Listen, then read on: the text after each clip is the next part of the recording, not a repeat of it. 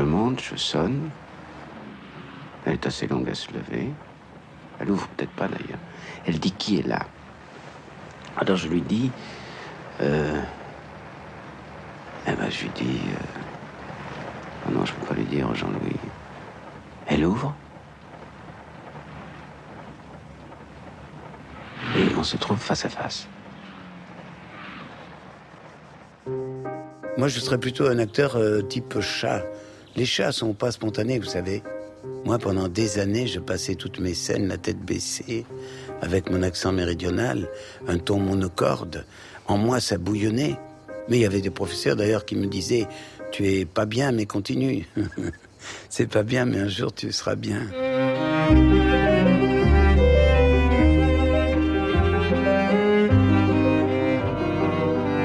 Trintignant Jean-Louis Xavier, artiste dramatique. Marié. Bon mari.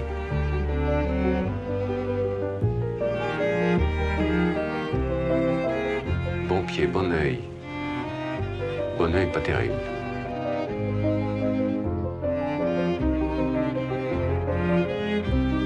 Bon père.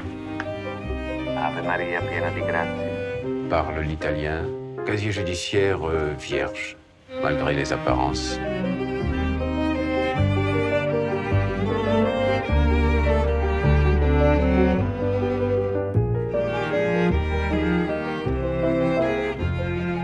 Né le 11 décembre 1930 à Piolingue-Vaucluse.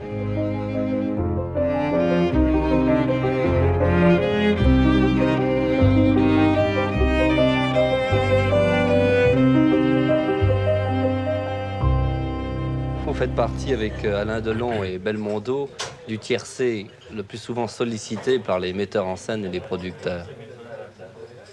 Qu'est-ce que je peux y faire? Je l'ai pas fait exprès. Ça vous Je te gêne? jure, je l'ai pas fait exprès. Chaque fois que je commence un film, je me dis, mais mon Dieu, je ne sais rien. Et on va se rendre compte, finalement, que je suis très mauvais, que c'est un scandale. Et puis, à d'autres moments, je me dis, mais c'est étonnant quand même. À d'autres moments, je me dis, mais j'ai vraiment une sorte de talent exceptionnel. Non, c'est vrai. Je vous jure, je passe vraiment de l'un à l'autre. Non, ça, c'est pour être vraiment très sincère.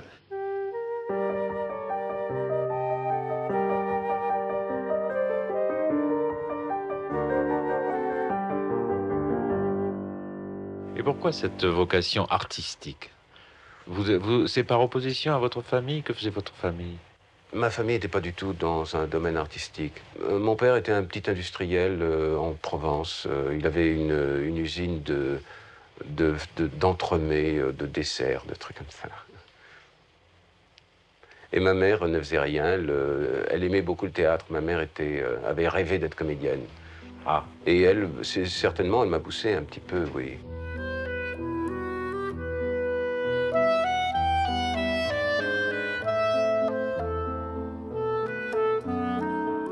J'avais un frère aîné et ma mère voulait une fille.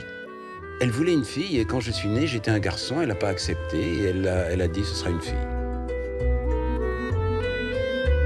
Je me souviens un jour où j'avais fait pipi debout comme ça, habillé en fille. Je me souviens que ça avait choqué des personnes qui passaient par là. Et ça, c'était quand même un truc assez inattendu quand j'ai soulevé ma jupe et que j'ai fait pipi debout.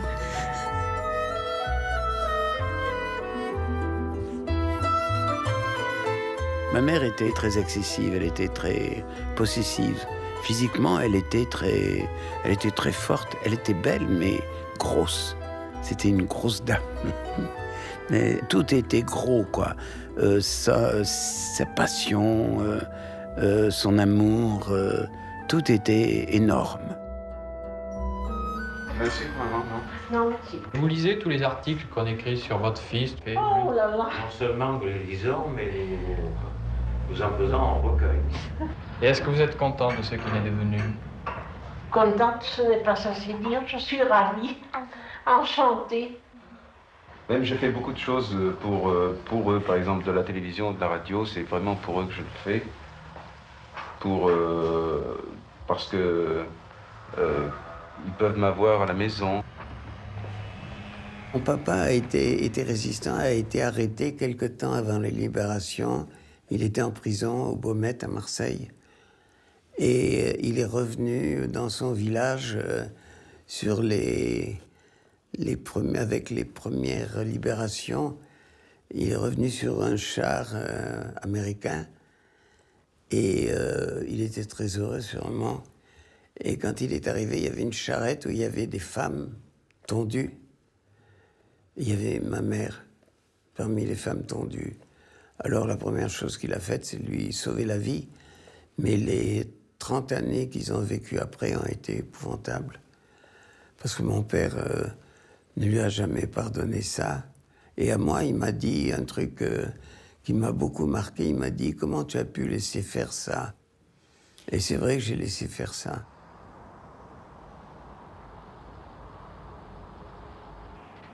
Je sentais le besoin de venir à Paris. Je me sentais un peu étriqué en province. Et j'avais envie de venir à Paris. Je ne savais pas si je serais comédien un jour, si je serais metteur en scène.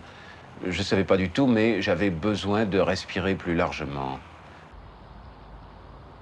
Et puis alors, finalement, j'ai décroché un rôle important à Paris, au théâtre. Et alors, à ce moment-là, un impresario m'a engagé et il m'a donné un fixe tous les mois. Alors moi, je faisais mon théâtre comme ça me plaisait. Et il m'envoyait faire des essais de cinéma. Et chaque fois qu'on me faisait faire des essais, moi, je les loupais. Exprès ? Un peu exprès, oui. Et puis alors, c'est le cinéma avec un film qui va vous propulser vers la célébrité, mais peut-être pour des mauvaises raisons. Je veux parler de Dieu créa la femme, où on a fait un rapprochement forcément entre la vie privée et la situation. Oui. C'est le phénomène du film, c'était Brigitte Bardot.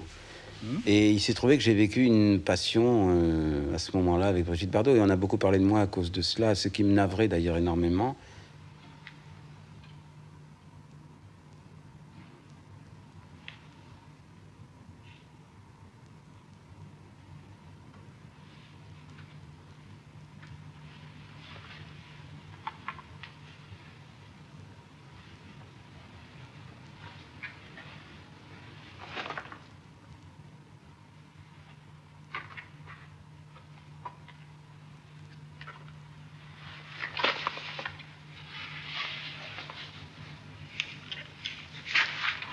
La presse a parlé beaucoup de Trintignant à ce moment-là. Je ne le méritais pas. Pourquoi vous ne le méritiez pas? Parce que j'étais pas bon dans le film. Tu es beau. Tu devrais toujours sourire. Ça me faisait pas plaisir du tout, mais pas du tout, je vous assure. J'ai mis aucune complaisance là-dedans. Je vous assure qu'il n'y a eu jamais une photo de nous qui a été prise comme ça. Les photos qui ont paru étaient des photos du film. Mais jamais, je veux dire, on s'est prêté à ce scandale, enfin. Non, ça m'a embêté. Il faut dire que je suis parti à mon service militaire à ce moment-là et que ça a finalement solutionné beaucoup de choses. C'est-à-dire que pendant 3 ans, je n'ai pas travaillé. C'était un temps épouvantable. Moi, j'ai un très mauvais souvenir de cette époque. C'est-à-dire que j'ai fait vraiment un service militaire très désagréable, très malheureux. J'étais un peu plus âgé. Il faut dire que j'étais étudiant. Et à cause de ça, je suis parti plus tard.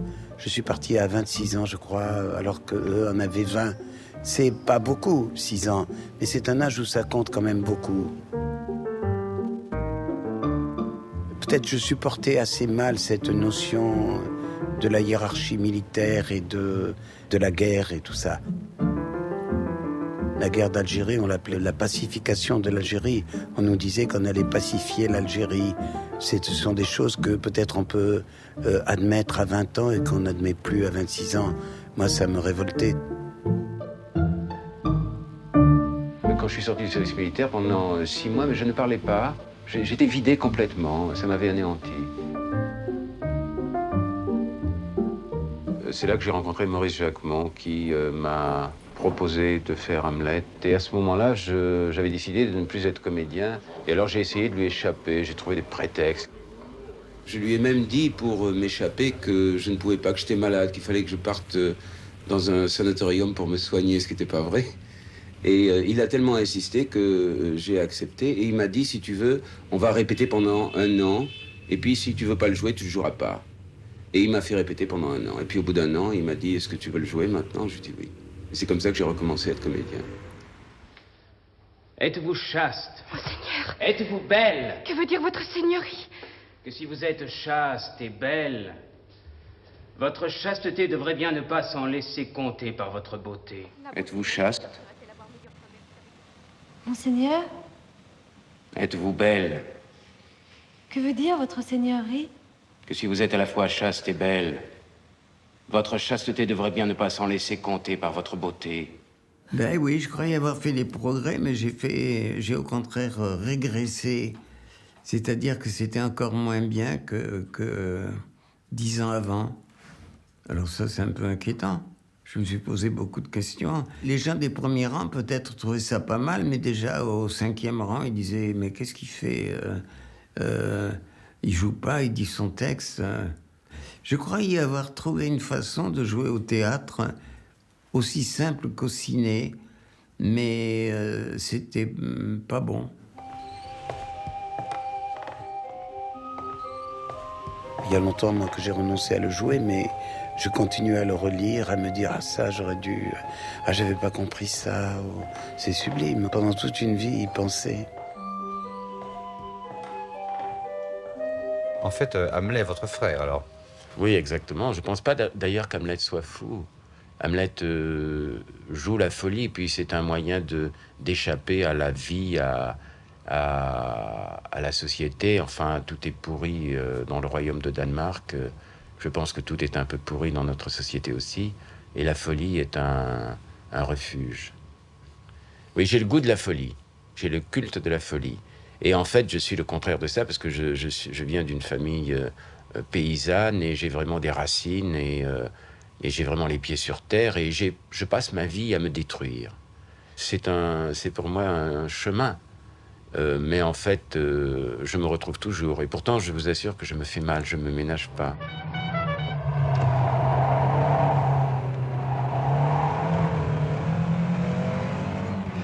Bien conduire, c'est arriver à faire rester la voiture sur la route. Virage dangereux, tu parles, Charles. Là, il y a du gravillon, faut aller mollo. Ça fait mal.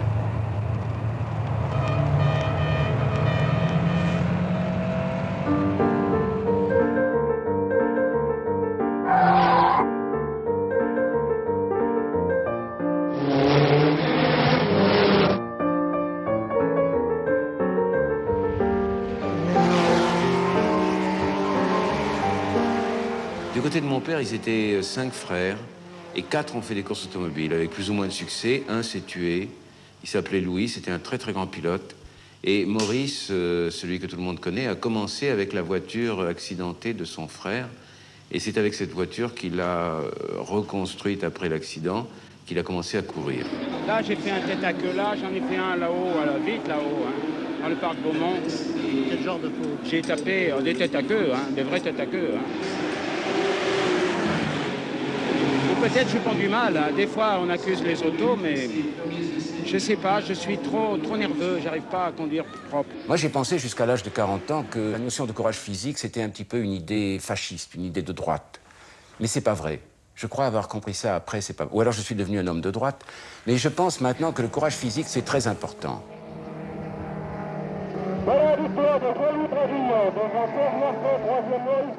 Non, je voudrais parler encore du courage physique, oui.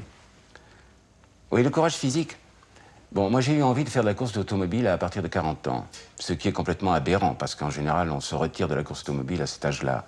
C'est une forme romantique que de n'avoir pas peur du risque. Voilà, c'est sur ce plan-là que je l'entends. Des amis me disaient « Mais tu es con, parce que tu as un bon métier, ça marche bien, pourquoi tu veux aller te tuer ?» Je voulais pas me tuer. Il y a un vers d'Apollinaire que j'aime beaucoup, c'est il tombe des obus dans le ciel gris du nord, personne cependant n'envisage la mort. » C'est beau, hein? C'était ça, ma passion un peu. J'envisageais pas du tout la mort.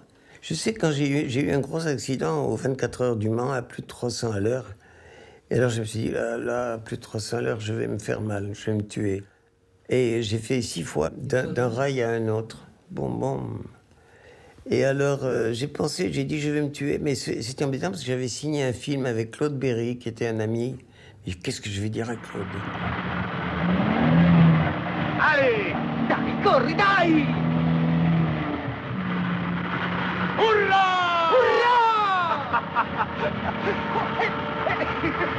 Bravo avvocato, adesso vai bene. Lo vedi che sei sbloccato? Oh, ma chi c'è davanti a noi? Superare! Bruno, ho passato con te i 2 giorni più belli della mia vita. Davvero. Ah, tesoro!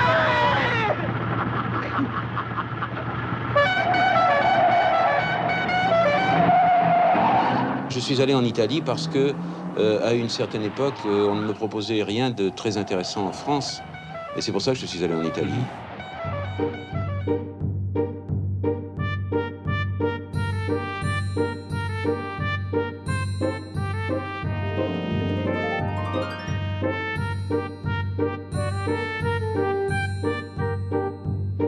Est-ce qu'on peut vous parler de vos projets? Oui, je vais faire un film italien après, et puis ensuite je vais faire un autre film italien et puis un film français. Je fais en principe maintenant 3 films italiens et 2 films français. Je fais des films italiens commerciaux et des films français ambitieux.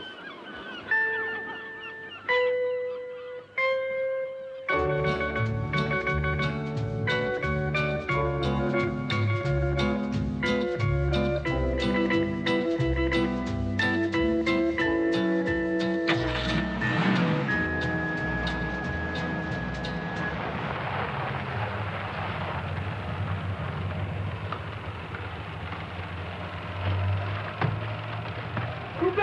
Bon Dieu de merde, j'ai dit que je voulais pas de Son Gun. Il est dans le truc. Dans la ville, j'avais le Son Gun. J'avais le chien qui attendait, c'était extraordinaire. On l'a refait. Tout le monde au départ. Jean-Louis, vite!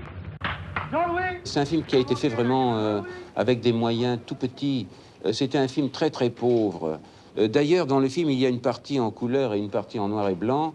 Lelouch a raconté après que la partie, que ça correspondait à des moments psychologiques de l'histoire. En fait, on tournait en couleur quand il y avait suffisamment de lumière pour tourner en couleur, et quand il n'y avait pas assez de lumière, alors on tournait en noir et blanc, parce qu'on n'avait rien pour éclairer. Bon, si je tiens cette moyenne, j'arrive à Paris vers 6h, 6h30. 6h, 6h30, elle va être couchée, bien sûr. Qu'est-ce que je fais? Je vais dans un bistrot, j'appelle d'un bistrot. Je vais chez elle. Une femme qui vous écrit sur un télégramme « Je vous aime ». Pour aller chez elle. Ah oui, je vais chez elle, pourquoi?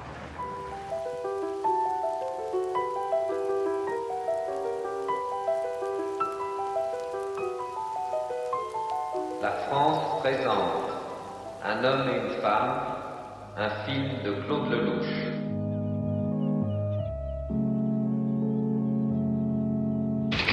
Un éclair suffit.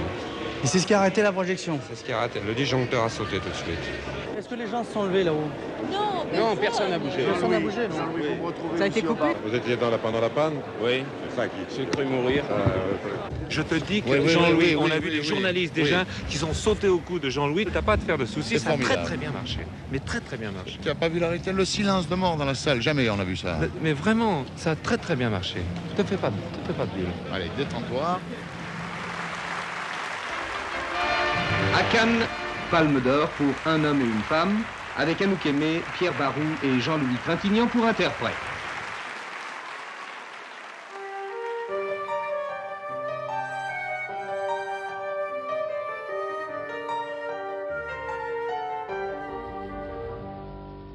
Je suis un mari idéal. Je suis un mari extraordinaire. Ma femme vous le dira. Non, c'est vrai, je suis un mari parfait. Non, je fais un culte d'ailleurs de la réussite matrimoniale. Ce sont des exigences. Il faut chaque matin se réveiller en se disant, voilà, c'est pas sûr qu'on va finir la journée ensemble. Et nous, ça fait 13 ans qu'on vit ensemble, et depuis 13 ans, chaque matin, on se remet en question, on remet notre couple en question. Jusqu'à maintenant, on a fini la journée ensemble depuis 13 ans. On peut le faire, le Pchanski? Oui, mais oui, Trintignant. Bon, alors on le fait tout de suite. Moteur. Amour, 128B première. Je suis acteur dans le film que réalise ma femme, et j'ai filmé en même temps ma femme en train de me filmer. J'ai voulu faire ce petit film comme une lettre d'amour ouverte. Cette formule peut paraître impudique. J'ai essayé de ne pas l'être. Enfin, le moins possible. J'ai regardé travailler une femme pour qui j'ai beaucoup de tendresse. Ma femme.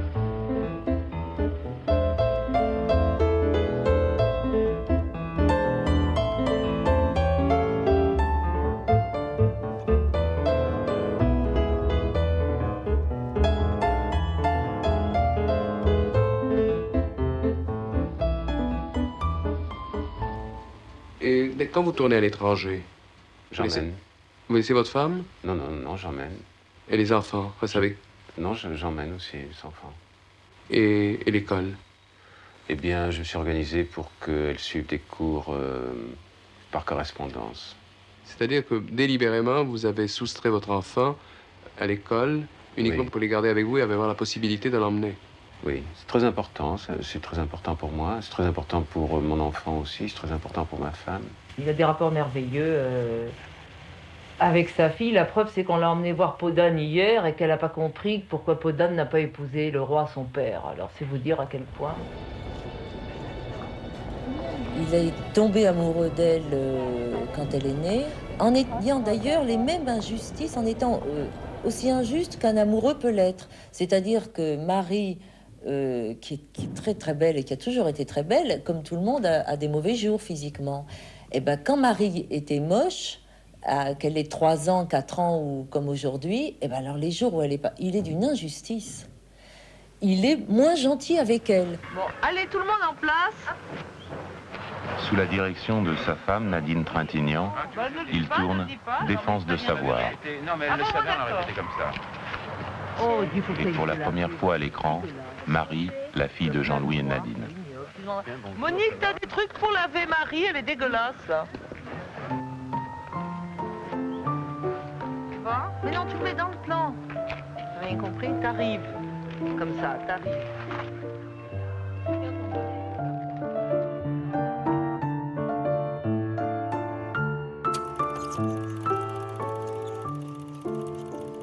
J'ai failli ne pas venir, mais je tiens mes promesses. Ne faites pas le gamin. Venez vous coucher près de moi. Sur la couverture, si vous voulez, ou dans les draps, si je ne vous répugne pas trop.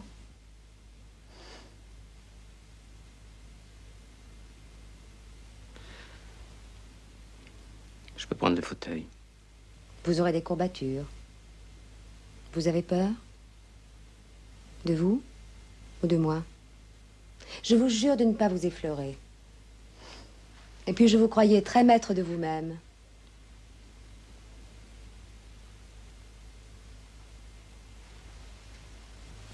Je peux prendre la couverture? Oui. Vous voulez éteindre les lumières, s'il vous plaît? Le 22e Festival international du film de Cannes a en partie cessé de ronronner depuis quelques 48 heures. Hier soir, l'on a pu voir Ma nuit chez Maud. Ce film a été un régal pour les littéraires et les amoureux de Pascal. Un film d'Éric Rohmer présenté par la France avec Françoise Fabian et Jean-Louis Trintignant. Jean-Louis Trintignant qui est en passe de devenir l'enfant chéri du festival. Et lors des soirées de 22h, c'est toujours la même foule d'admirateurs, la même cohorte de photographes. Tout cela coïncide parfaitement avec les autres témoignages. Pourtant, une de vos phrases donne beaucoup à réfléchir. En fait, elle commande toute la suite de mon enquête. Je pense que vous êtes communiste. Moi? Oui, vous. Et Yago aussi, parce que vous êtes amis. C'est une phrase qui t'a échappé, sûrement. Qui me fait penser que tu l'es. Vous comprenez, les riches ont un rhume, plouf, une semaine au lit, nous les pauvres, une fêlure, faut travailler, sinon c'est le cimetière.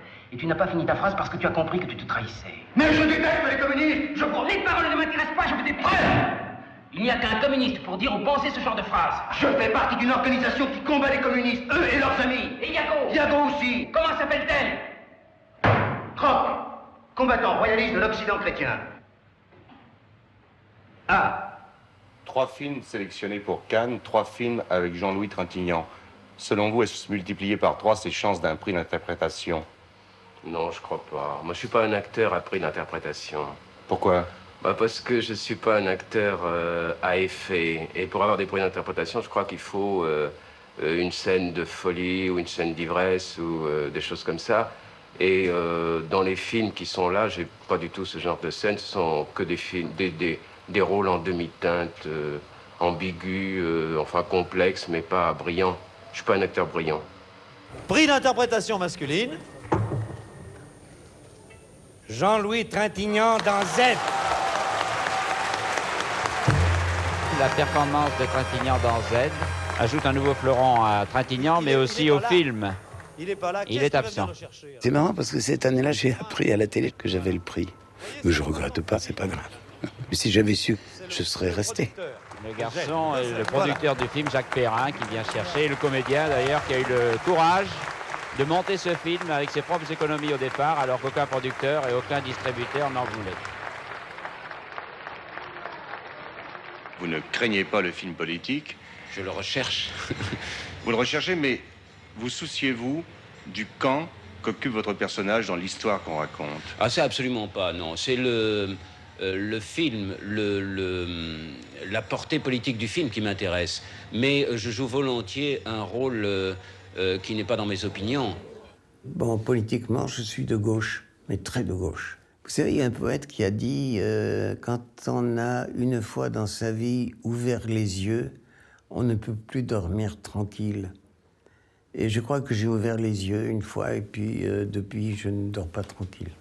Vous tournez depuis quelques années des films qui ont des prolongements politiques. Est-ce que ces films témoignent d'une prise de conscience politique dans votre vie? Je pense que le cinéma est un véhicule d'idées formidable et que il faut faire attention à ce qu'on fait, qu'il y a chez nous un engagement chaque fois qu'on décide de faire un film. Donc je veux faire des films qui soient en rapport avec mes idées. Mais je suis contre un cinéma didactique politique. D'ailleurs, les films auxquels j'ai participé ne sont pas des films didactiques. Mais je pense que l'acteur a une responsabilité sociale, un engagement. Il y a un engagement chez nous chaque fois qu'on fait un film. Ce n'était pas la première fois que Serge allait commettre un assassinat politique. La première fois, c'était en 1927, à Canton. Après cela, il y avait eu Saigon, Casablanca, Zurich, Francfort. Serge regardait Clément, car pour Clément, c'était la première fois.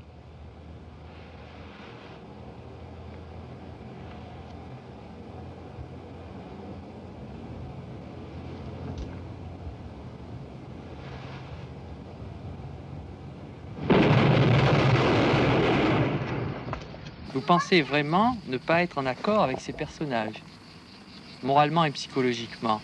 Non. Non. Mais si je peux jouer un personnage de salaud, c'est que je me comporte pas, enfin je crois que je ne me comporte pas comme un salaud dans la vie, mais c'est que je l'ai en moi. C'est que ça m'est pas franchement étranger. Oui, c'est ça, parce que ça ne vous serait pas possible de jouer. Je crois pas, non. Non, non. C'est quelqu'un de très gentil habituellement. Et des fois, il peut dire des choses ignobles, mais d'humour noir, qui le font rire, lui, qui sont drôles, moi, je trouve d'ailleurs, mais qui sont très méchants. Très méchants, oui. Il se met rarement en colère. Contre moi, il s'est mis, je crois, 2 fois en colère. Et une fois, c'était en jouant. On jouait aux cartes, je crois. Et moi, je suis très mauvaise joueuse, c'est vrai, je déteste perdre. Et je suis partie de là. Et ils font tout, ils faisaient exprès de me faire perdre, mais vraiment, hein. Ils faisaient exprès de me faire perdre pour me faire pleurer. Et c'est vrai que ça marchait à chaque fois. Et un jour, je suis partie de la table et il a couru vers moi comme un fou. Il m'a dit, petite conne, va te remettre à la table. Et j'y suis allée parce que je l'avais jamais vu comme ça. Ça m'a marqué, oui. Oui, ma fille, c'est curieux qu'elle dise ça. Oui, c'est sûrement vrai, mais c'est vrai que j'ai un goût d'être un petit peu ce que je ne suis pas. Dans la vie, bon, je suis toujours très gentil. Et puis, ça n'est jamais très méchant, mais j'aime, par exemple, avec un enfant, j'ose pas le dire, c'est presque un peu monstrueux, j'aime le faire pleurer pour après le consoler. Mais enfin, je ne le fais pas pleurer sur une chose très grave. Mais c'est peut-être ça qu'elle a voulu dire. C'est vrai qu'étant petite, j'adorais la sentir vulnérable pour la consoler. Et parfois, c'est moi qui la rendais vulnérable. Vous croyez que c'est de là que vient l'étrange sourire que vous avez parfois?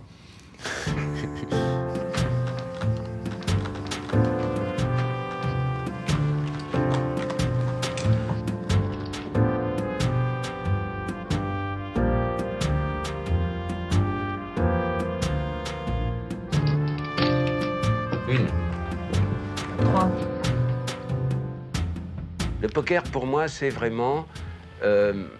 toute ma méchanceté s'exprime au poker.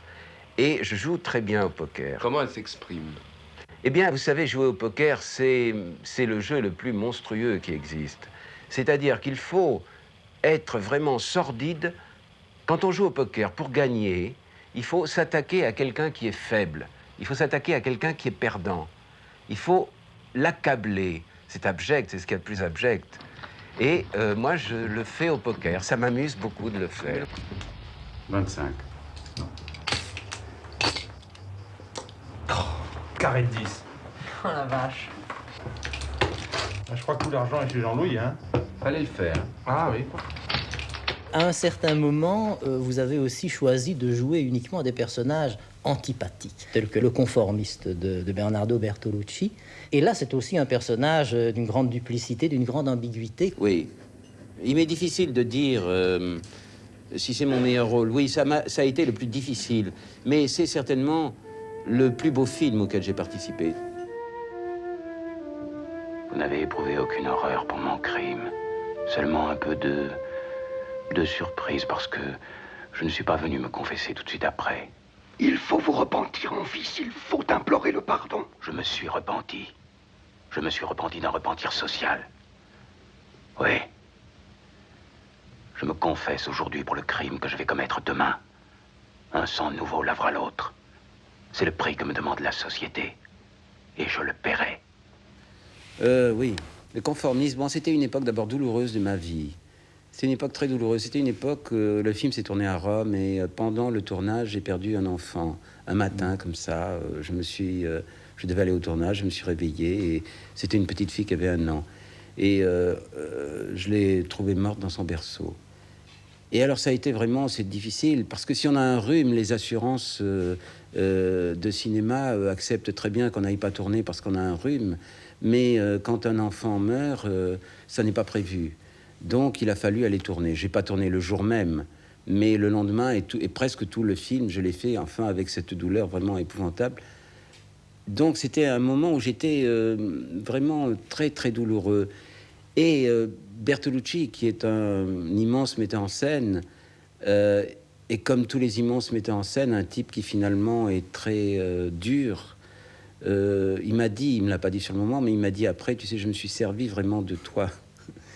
C'est ça, bon, on est des comédiens, c'est en même temps notre grandeur et c'est en même temps, nous sommes rien du tout. Enfin, c'est en même temps dérisoire, tout est dérisoire, parce que jouer la comédie, par rapport à des moments comme ça, c'est complètement grotesque et dérisoire.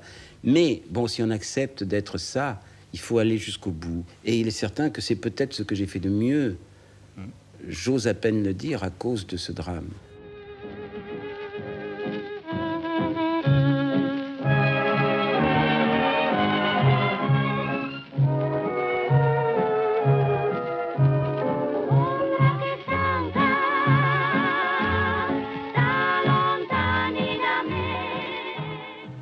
Vous savez, un comédien, c'est quelqu'un qui se fait mal.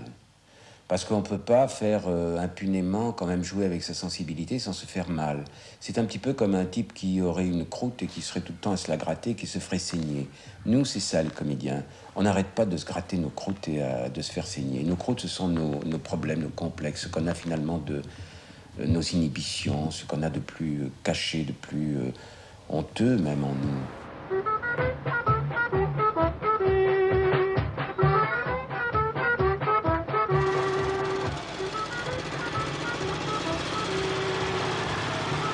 Un acteur, Jacques Dufilot, un accessoire, une moto et son sidecar, des caméras 35 mm, un décor, la région de Nîmes, les éléments classiques pour réaliser un film. Mais un des éléments de l'équipe de tournage n'est pas à sa place habituelle. Jean-Louis Trintignant derrière la caméra et non devant. Jean-Louis Trintignant tourne un film comme réalisateur, un film dont il a écrit le scénario. Un boulanger abandonne son four pour enfourcher son sidecar. Il va assassiner 9 personnes. Le titre, Une journée bien remplie.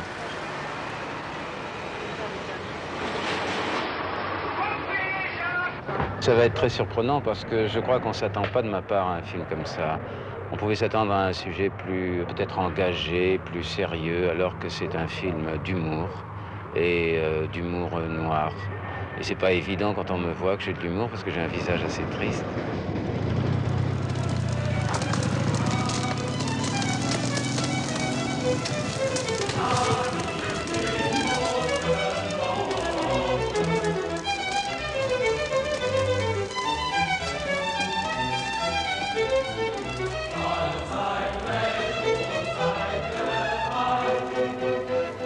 Il y a une définition de l'humour noir que j'aime beaucoup, c'est Boris Vian qui l'a donnée. Il a dit « L'humour noir, c'est la politesse du désespoir ». Et c'est ce qui me plaît. Je pense que l'humour noir, c'est une façon de ne pas ennuyer les gens avec nos problèmes. C'est une façon polie et pudique, finalement, de leur parler de notre détresse. Moi, je suis traumatisé par la mort. Et j'ai voulu parler de la mort. Alors j'ai raconté 9 meurtres, mais je ne les ai pas racontés d'une façon réaliste. Je les ai racontés d'une façon parfois cruelle. Mais j'ai essayé de démystifier la mort.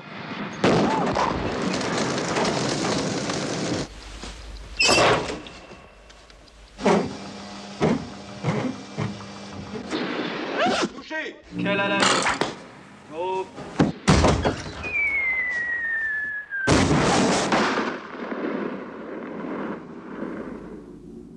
Mais moi, je pense à la mort pour mieux vivre.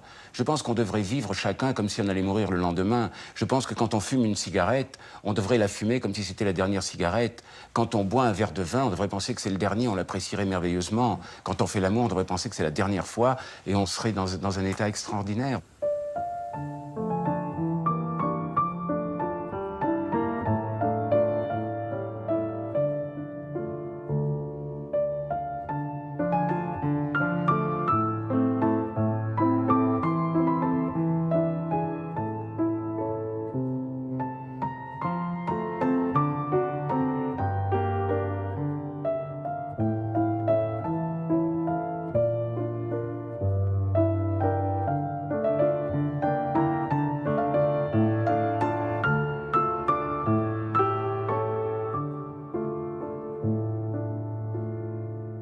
Les rencontres les plus agréables, les plus enthousiasmantes qu'on peut avoir, c'est quand même avec les femmes, parce que c'est plein, et c'est très bien, je trouve. Moi, je me suis enrichi avec les femmes que j'ai connues, et je leur dois beaucoup.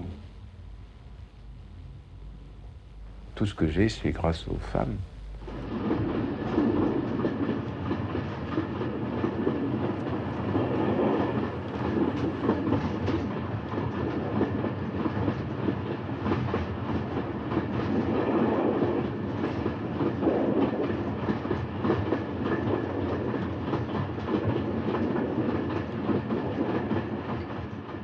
Vous avez été amoureux de Romy Schneider?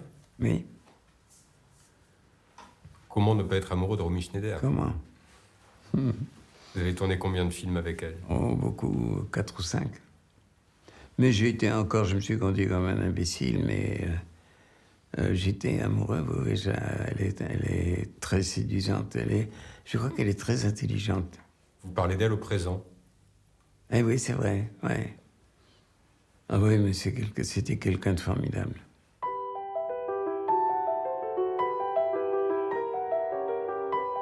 Je me demande pourquoi tu restes avec moi. J'ai pas envie de te quitter. Mais si, qu'est-ce que tu racontes? Tu as forcément envie de me quitter. Je me demande pourquoi tu l'as pas déjà fait. Par pitié, hein? Alors nous allons maintenant parler avec vous d'un autre film, Le Voyage de noces, qui a été écrit et réalisé par Nadine Marquand-Trintignant, que je vous demande d'accueillir maintenant.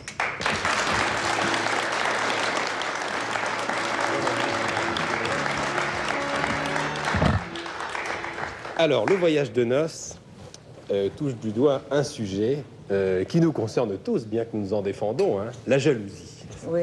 À chaque fois que nous faisons quelque chose dans ce métier, il y a quelque chose qui nous appartient d'autobiographique. Je suppose que c'est un film un peu autobiographique. Oui, c'est vrai, oui. Bon, alors la jalousie est le thème de votre film, Le Voyage de noces. Et l'histoire est très simple. C'est l'histoire d'un couple, Jean-Louis Trintignant et Stefania Sandrelli. Oui. Le mari trompe sa femme, elle la prend, elle en fait autant. Et on s'aperçoit, en tout cas si on suit la réaction hein, et l'analyse du mari, que l'homme et la femme, le couple en tout cas, ne sont pas égaux devant l'infidélité. C'est-à-dire, elle ne le trompe pas pour se venger, hein, c'est pas ça, c'est pour exister autrement en dehors de lui. Il est silencieux, il vous écoute. Sur le plateau aussi, vous l'écoutez bien sûr. Oui, bien Mais vous sûr. apportez des idées, non? Oui, bien sûr, oui, c'est arrivé dans Vous savez, ce souvent film-là. Nadine me disait Bon, il y a des scènes qui me semblaient difficiles. Enfin, je me disais, c'est pas possible qu'un homme réagisse comme ça. Il est crétin, alors. Vous aviez la mémoire courte. Oui, exactement. Et comme j'ai pas de mémoire, au bout d'un moment, Nadine me disait, mais c'est toi qui as dit ça. Ah oui. Ouais. Je crois qu'un couple, on se fait du bien, on se fait du mal. Alors, on doit rester ensemble tant qu'on se fait un peu plus de bien qu'un peu plus de mal. Et puis, si un jour on se fait plus de mal que de bien, alors il faut se quitter. Mais il faut, je crois, il faut pas avoir peur de se faire du mal.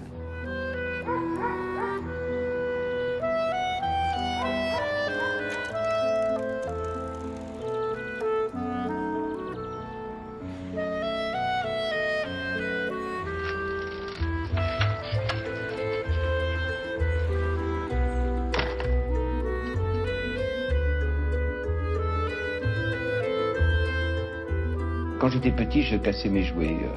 Avec mes rapports avec les gens, c'est un peu ça aussi. Les gens, quand je les aime bien, souvent je détruis notre amitié ou notre amour. C'est-à-dire que quand vous avez tiré le maximum de quelqu'un, vous le rejetez. Ah, vous êtes dur, non mais... Vous êtes dur, là, vous cherchez à m'acculer, à... Attendez, je m'en sortirai pas de ce truc. Non, c'est-à-dire que... Non, puis les gens vraiment que j'aime beaucoup sont les gens riches, sont les gens qui ont toujours quelque chose pour m'étonner. Alors ceux-là, je ne les quitte pas, ou si je les quitte, c'est vraiment provisoirement. Je les retrouve, je les recherche après. Mais c'est pas parce que j'ai été ami avec quelqu'un, si tout d'un coup je me rends compte que j'ai fait le tour de lui et que, bon, c'est pas au nom de notre... Oui, qui m'apporte plus rien. C'est pas au nom de notre amitié passée que je continuerai à le voir. Je le rejetterai, c'est vrai. Il faut que les aides vous apportent quelque chose, tout le temps. Oui, oui, oui. Qui vous aide à vous recharger. Oui. Surtout qu'il vous aide à vivre. Oui. Pas tellement à vivre, parce que moi, j'ai besoin de personne. Je suis monstrueux, non? Je me rends compte, là. Je me psychanalyse. Et c'est-à-dire que je peux très bien vivre tout seul.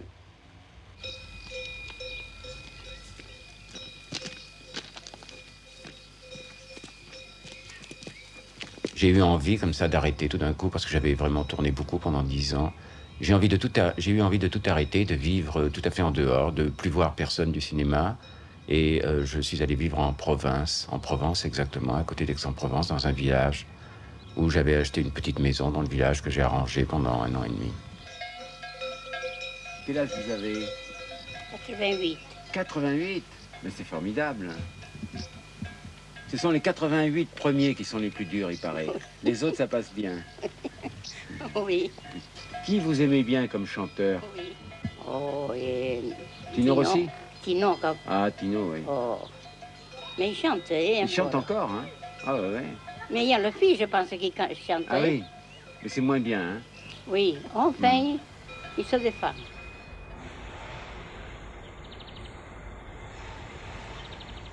Je me suis réveillé à 60 ans en me disant il faut quand même prendre le temps de vivre. Je crois qu'on n'est pas obligé de passer à la télévision, qu'on parle de vous pour être heureux. Je crois même que ça rend pas tellement heureux. Enfin, l'ambiance des tournages, c'est pas quelque chose qui vous manque tout de même?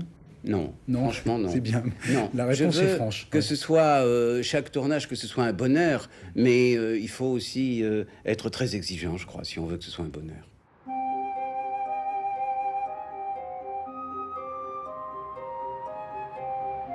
Action. Et lentement, un truc vient en vous, comme ça une angoisse monte, et puis c'est comme si vous aviez tout à coup une intuition. Et là, dans votre visage doit passer toute l'angoisse du mec qui est trompé. C'est dur. Vous voulez qu'on la répète? Non. Non.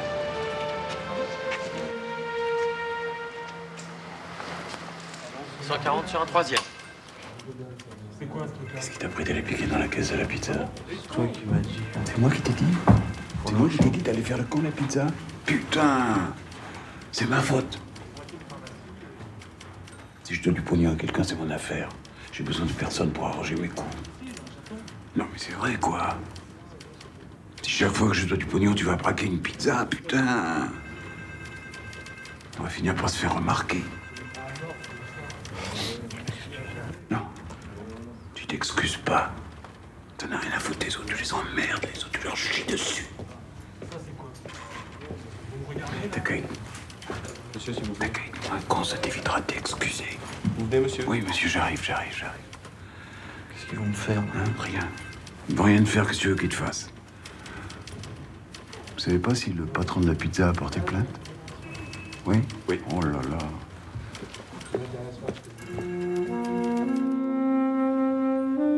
Je t'embrasse, Solo. Et je t'adore.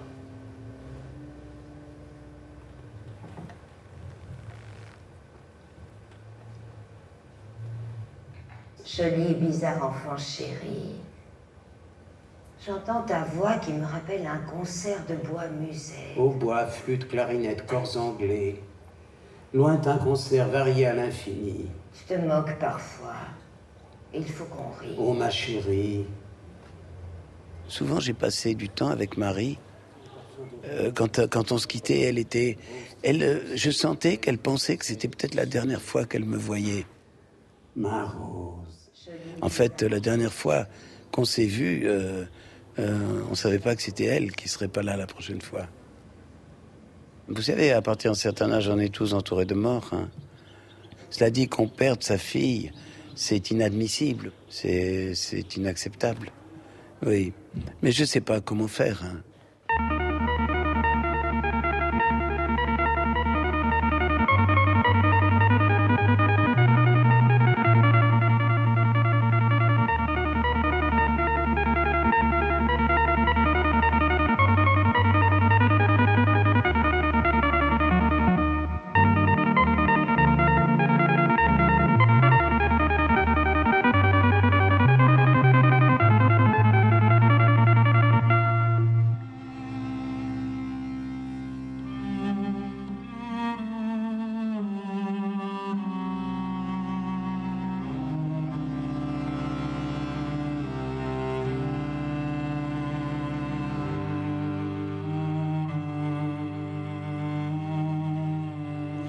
Passent les jours et passent les semaines, ni temps passé ni les amours reviennent.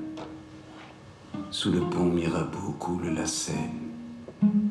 Vienne la nuit, sonne l'heure, les jours s'en vont, je demeure. J'étais un peu enfermé dans une douleur un peu négative, quoi. Je pouvais rester 3 heures ou 4 heures les yeux dans le vague à ne rien faire.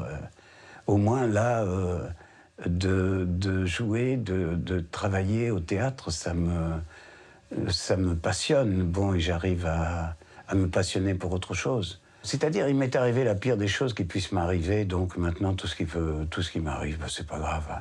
Je m'étais dit, même si c'est raté, même si ça marche pas, même si personne ne vient, même si les gens n'aiment pas, c'est pas... Qu'est-ce que c'est par rapport à la mort d'une personne, à la mort de la personne que j'aime le plus au monde? Rien n'est grave, quoi.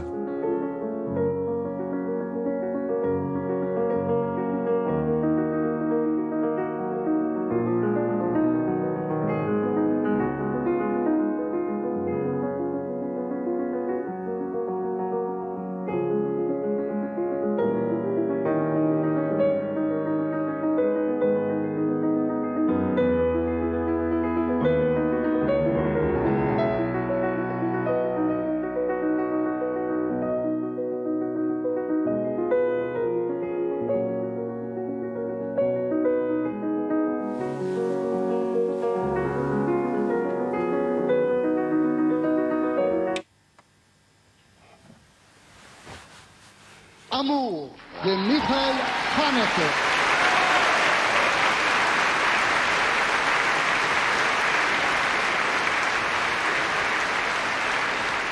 Je voudrais dire un petit poème de Prévert très court, très court. C'est « Et si on essayait d'être heureux, ne serait-ce que pour donner l'exemple ».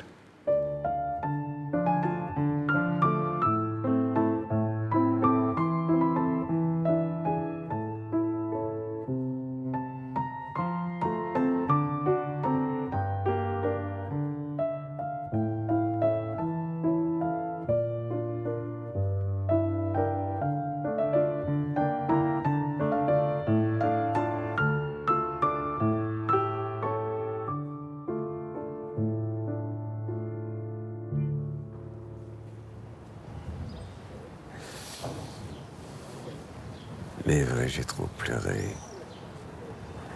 Les aubes sont navrantes. Toute lune est atroce et tout soleil amer. L'âcre amour m'a gonflé de torpeurs enivrantes. Oh, que ma quille éclate. Oh, que j'aille à la mer. Si je désire une eau d'Europe, c'est la flache noire et froide. Vers le crépuscule embaumé, un enfant accroupi, plein de tristesse, lâche un bateau frêle comme un papillon de mai. Je ne puis plus baigner de vos langueurs, ô lames. Enlever leur sillage aux porteurs de coton, ni traverser l'orgueil des drapeaux et des flammes, ni nager sous les yeux horribles des pontons.